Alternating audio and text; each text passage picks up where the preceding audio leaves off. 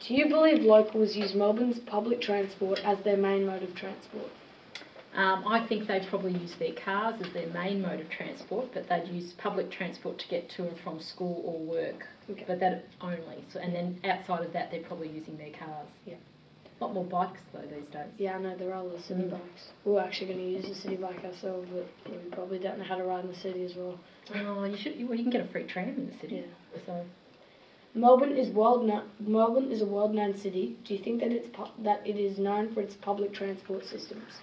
I think our public transport systems are pretty good. I think that compared to other big towns, other big cities or international capitals, I think we're on par. You can get nearly anywhere on our transport.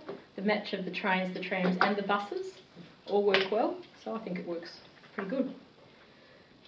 Do the trams run 24 hours? And do you feel the trams run 24 hours? Do you feel this caters for the city's nightlife or shift workers? No. The trams run very intermittently after midnight, so they run, but it's not regular. The trains don't run 24 hours, they stop. Yep. So people living outside of the tram district, and the trams are really mainly inner city. Yep. The trains are the ones that go out, so that doesn't address their needs. And especially a lot of young people who come into the city on a Friday or a Saturday night have awful trouble getting taxis to get home. Yeah. Do you believe that Melbourne's public transport is affordable for lower social economic groups and students? Yes. Yes. Who do you feel uses public transport the most? I think the young people use it a lot, and I think the inner city people use it a lot. Yeah. One of the issues we have if you live in the outer suburbs is that you've actually got to get to the train station. So unless you live within walking distance of the train station, you've got nowhere to leave your car. Like, you can drive there, but there's no parking. Yeah. So how do you actually get on the train to start with? Yeah, so true. The inner city people use it more because they don't need to use a car to get to a stop. Okay. But outside the inner city, it's not as accessible. Is it safe walking from popular areas to public transport stations at night? Do you believe? It would depend where you were. Yeah. In the city, it's fairly safe. It's well patrolled and there's lots of people around. I'd be a bit dubious outside of the city. Yeah. And at what time you were doing it. Do you recommend any improvements on Melbourne's public transport safety?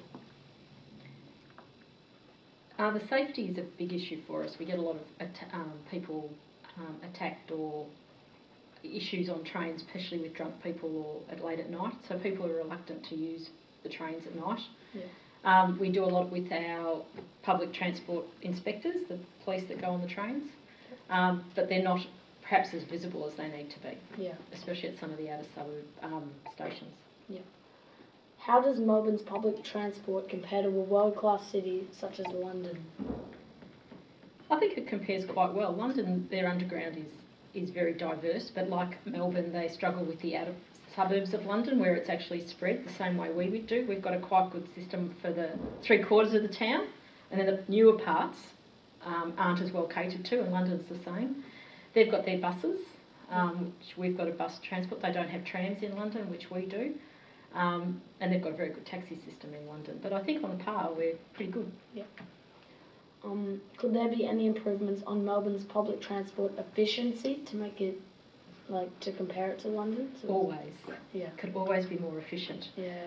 Especially as Melbourne grows and the infrastructure doesn't keep up with where the growth is. Yeah, that's true. But there is a new plan coming in for the trams. I've seen on signs everywhere. Yep, and they're putting a new underground system through the under town. And yeah, apparently we had a tour of the big cathedral near Fed Square, and I said there's a new one going. Yep. Yeah. Under big tunnels going under. Yeah, and the church people said they're afraid that the foundations of the church aren't going to hold.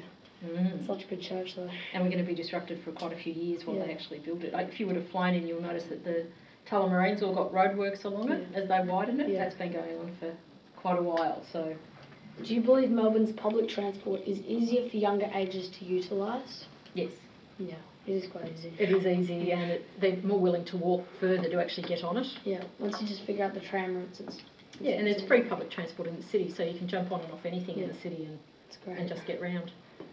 Has Melbourne's public transport, the transport stations, do you believe they've been conveniently placed? I think that they were conveniently placed when the infrastructure was first built.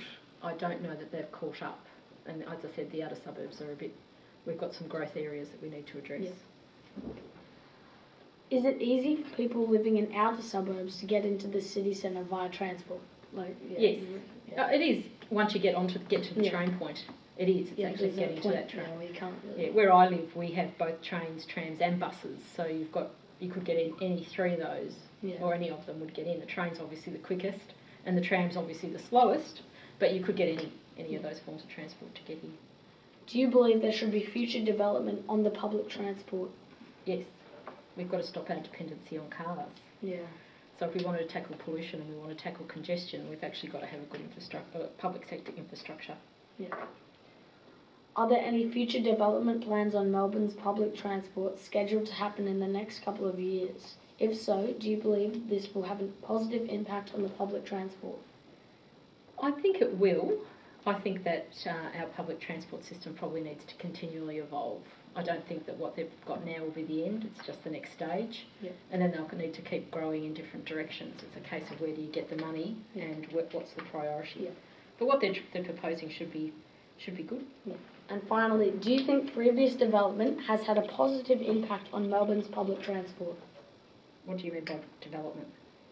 So how they've developed the tram stations, or they've upgraded anything in the public transport. Do you think it's positively impacted Melbourne's public transport? I think so. In recent years we've done up all the Melbourne city stations. So Southern Cross, Flinders Street, they've all been renovated and improved. I think they're much better now and much more welcoming to tourists, and cater to the bigger populations that go through them. Okay. And they're on plan to do up all the train stations. The trams are a bit of a different story because we've got issues with safety of getting on and off a tram, so that you don't all get run over. Yeah. So we've got to tackle some of that. Yeah. Whereas Melbourne drivers are used to it, but some people don't pay enough attention. Okay. Thank you. Thank you for your Okay. time. All right. Thank you. Well, that was easy. Yeah.